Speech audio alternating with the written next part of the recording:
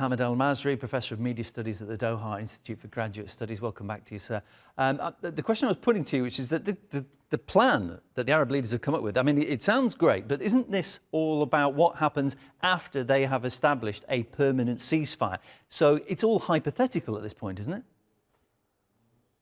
It is. There's no question about that. I mean, the elephant in the room here is that Israel doesn't want to move forward with anything like this. They're acting as kind of an impediment to any move forward, both with the ceasefire and also with any potential day after the war, right? We have to remember that Israel is an expansionist state. This is a part of Zionism.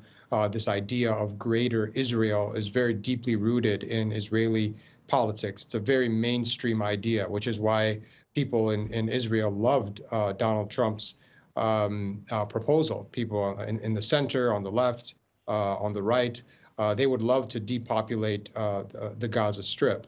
So Israel, unsurprisingly, has rejected this plan. They don't want Palestinians to remain in Gaza. They certainly don't want anything that would lead toward a Palestinian state.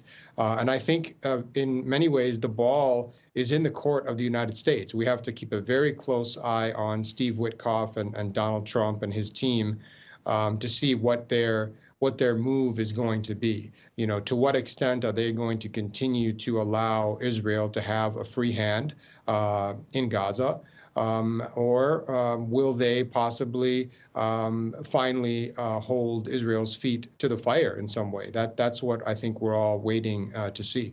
And maybe this is why the whole ceasefire phase 2 negotiations have stalled, because of this fundamental difference in what should happen after that. As you just mentioned, the US and Israel don't want Palestinians in Gaza. Palestinians and their supporters obviously do. So how do you negotiate a ceasefire knowing what will come after it?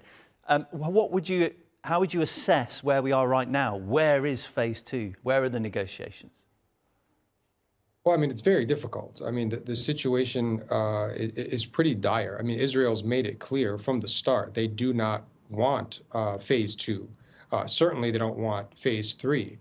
They've said that both in word and in deed, really from the start of this entire process. They want to have their cake and they want to eat it too, proverbially speaking, right? They want to get all of their captives back, but then have the right to continue to bombard Gaza until all of their objectives are achieved, right? Their stated objectives, like eliminating Hamas, and their unstated objectives, which is now, I think the cat is kind of out of the bag now, that they want to depopulate the Gaza Strip and help create this kind of greater Israel. So this is a big problem, and that's why I said in many ways the ball is in the court of the Trump administration. It looked early on certainly as though Trump was willing to do some things that Joe Biden was not willing to do, and that maybe he really wanted to kind of force a peace here. Increasingly, it's looking like he's kind of washing his hands of all of this, or even taking a much more supportive approach toward Israel. But I think what we have to keep a close eye on as well, in addition to what the U.S. does and says, is what the Arabs do. Now, the Arabs have come up with a plan, and this is great. And to your point, it's very, theoretical, and it's on paper. But to what extent, this is an open question, to what extent are the Arabs actually willing to kind of apply pressure and apply leverage? The Arabs have all kinds of cards that they could play, but that they haven't played in 17 months since the start of this war. So will the Arabs finally be willing to do that, to try to force the issue? Mohamad, great to speak to you.